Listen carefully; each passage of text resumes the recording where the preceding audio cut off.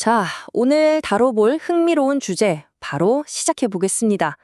오늘 우리는 인류학계의 위대한 고전이죠. 제임스 조지 프레이저의 황금가지 속에 등장하는 아주 기묘한 탐정 이야기를 하나 펼쳐볼 겁니다. 까마득한 옛날 고대 농부들의 머릿속에 도대체 무슨 일이 벌어지고 있었는지 그들이 자연에 대해 품었던 깊은 두려움의 실체를 함께 추적해 보시죠. 먼저 진짜 이상한 미스터리 하나로 문을 열어볼게요. 여러분 상상해 보세요. 열심히 밭을 갈던 유럽의 고대 농부들이 유독 추수할 때 남은 마지막 밀단 베는 걸 그렇게 무서워했다는 거 알고 계셨나요? 마치 그 볏짚단 안에 절대 건드려선 안 될 끔찍한 무언가가 숨어 있는 것처럼 말이죠. 단순히 일하기 싫어서 꾀를 부린 게 아닙니다. 진짜로 눈치를 보고 심지어 멀리서 낫을 휙 던져서 베려고까지 했거든요. 도대체 저 평범해 보이는 곡물더미 안에 뭐가 도사리고 있다고 믿었던 걸까요? 1장 추수의 미스터리입니다. 이 두려움을 이해하려면 고대인들이 생각했던 일종의 전기적 신성함이라는 개념을 좀 들여다봐야 해요. 당시 사람들은 자연의 정령들이 워낙 변덕스럽고 에너지가 넘쳐서 함부로 건드리면 마치 고압선에 감전되듯 영적인 충격을 받는다고 믿었어요. 생각해보세요. 들판에서 한창 낫질을 하던 농부가 갑자기 시름시름 앓거나 다리를 절뚝거리면 어땠을까요? 동네 사람들은 아플싸, 저 사람 곡물의 정령을 잘못 건드렸구나. 호밀 늑대에게 꽉 물려버렸네 하고 외쳤습니다. 눈에 보이지 않는 신성한 존재와 부딪힌 대가가 곧 무서운 질병으로 나타난다고 굳게 믿었던 거죠. 자, 그럼 여기서 2장, 곡물 속의 동물들로 넘어가 보겠습니다. 우리의 주요 용의자들이 바로 여기 등장합니다. 당시 사람들은 곡물의 정령이 농부들의 낫을 피해 이리저리 도망치다가 여러 동물의 모습으로 변신한다고 생각했어요.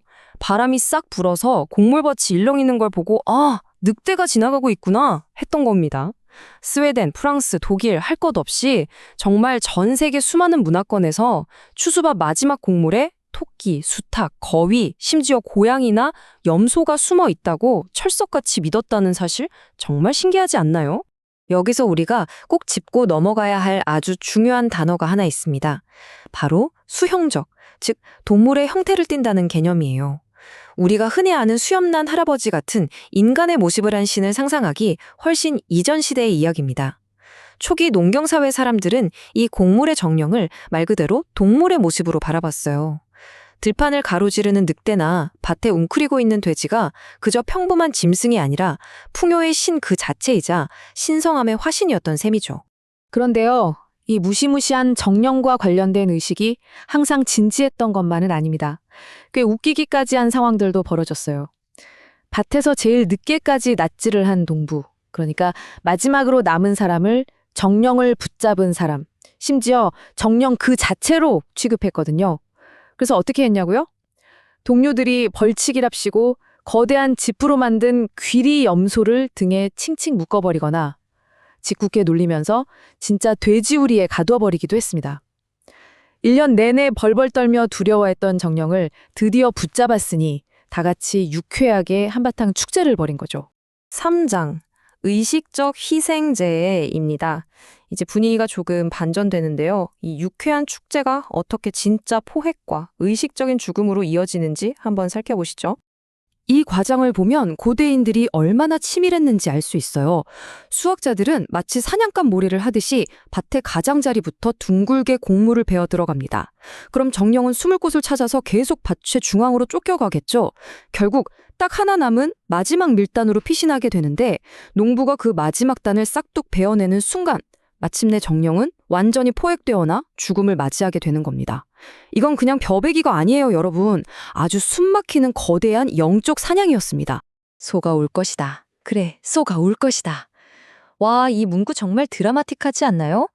이건 실제 아프리카의 한 수학의식에서 불렸던 노래인데요. 풍년을 보장받기 위해서 정령을 상징하는 동물을 희생시켜야만 하는 사람들의 묵직한 감정이 고스란히 느껴집니다. 여기서 재미있는 포인트는 소가 제물로 바쳐지면서 반드시 눈물을 흘려야 했다는 거예요. 그 눈물이 내년 농사에 꼭 필요한 비를 불러오는 일종의 마법 주문이었거든요. 신을 죽이면서 동시에 그 생명력을 애타게 빌어야 하는 정말 아이러니한 상황인 거죠. 4장 고대 신화의 해독입니다. 이제 앞서 살펴본 이 시골 농부들의 민속신앙을 만능 열쇠 삼아서 그리스와 이집트 신화에 숨겨진 거대한 미스터리를 한번 풀어볼게요. 수천 년의 시간이 흐르면서 사람들의 종교적인 생각도 조금씩 변하기 시작합니다. 신들이 점점 더 인간에 가까운 멋진 모습을 갖추게 되면서 옛날 사람들은 완전히 까먹어버린 거예요. 우리가 제물로 바치는 저 돼지가 원래는 위대한 신 그 자체였다는 사실을요. 하지만 동물을 바치는 전통 자체는 끈질기게 살아남았죠. 그러니까 후대 사람들은 합리화가 필요했습니다. 우리가 왜 이 동물을 신에게 바칠까? 아하, 이 동물이 사실 우리 신의 철천지원수였기 때문이구나 하고 말을 맞춰버린 겁니다. 옛날의 동물 숭배 관습을 새롭게 꾸며낸 신화에 아주 절묘하게 끼워 맞춘 거죠. 이 표를 보시면 흩어져 있던 퍼즐 조각들이 딱딱 맞아떨어집니다. 식물과 풍요를 다스리는 유명한 고대 신들이 왜 하필 특정한 농장 동물들과 그토록 깊게 얽혀 있는지, 왜 제단에 그 동물들의 피를 바쳤는지가 완벽하게 설명되잖아요. 아도니스가 멧돼지에게 찢겨 죽었다는 신화나 디오니소스 제단에 염소를 바치는 행위들. 알고 보면 이 위대한 신들이 아주 먼 옛날에는 그저 들판을 펄쩍펄쩍 뛰어다니던 염소나 멧돼지 모양의 곡물정령 그 자체였다는 걸 보여주는 강력한 증거입니다. 조금 더 구체적으로 들어가 볼까요? 그리스의 테스모포리아 축제 때 여성들이 굳이 살아있는 돼지를 깊고 으스스한 동굴 속으로 던져 넣은 이유, 그리고 이집트인들이 평소엔 금기시하던 돼지를 1년에 딱 한 번 오시리스에게 바친 이유가 바로 이겁니다. 돼지가 미워서 벌을 준 게 절대 아니에요. 가을이 되면 생명력을 잃고 돼지니트로 저물어가는 동물의 형태를 한 곡물정령, 다시 말해 데메테르와 오시리스 본인의 죽음을 매년 의식적으로 재현하며 기리고 있었던 겁니다. 어느덧 5장, 신을 먹다에 도착했습니다. 자, 이제 이번 이야기의 가장 심오하고 핵심적인 결론에 다다랐습니다. 바로 추수가 끝난 후의 성찬식인데요. 고대 농부들은 마지막 밀단을 베면서 희생시킨 정령, 예를 들면 수탉 모양으로 구운 빵이나 실제로 잡은 염소고기를 다 같이 요리해 먹었습니다. 왜 그랬을까요? 바로 그 신성한 존재가 가진 거대한 번식력과 생명력을 자기 몸속으로 직접 흡수한다고 믿었기 때문이에요. 춥고 배고픈 혹독한 겨울을 버텨내려면 신의 육신을 먹어서라도 그 위대한 힘과 하나가 되어야만 했던 아주 절박한 생존 본능이었던 셈이죠. 놀라운 건 이런 믿음이 지금까지도 뚜렷한 흔적을 남기고 있다는 겁니다. 스칸디나비아 지역의 전통을 보면요. 마지막 밀단 가루로 유를 보워, 그러니까 커다란 멧돼지 모양의 빵을 굽습니다. 이 빵을 겨울 내내 보물처럼 애지중지 보관하다가 이듬해 봄 밭을 갈아 나갈 때 말과 소에게 먹여요.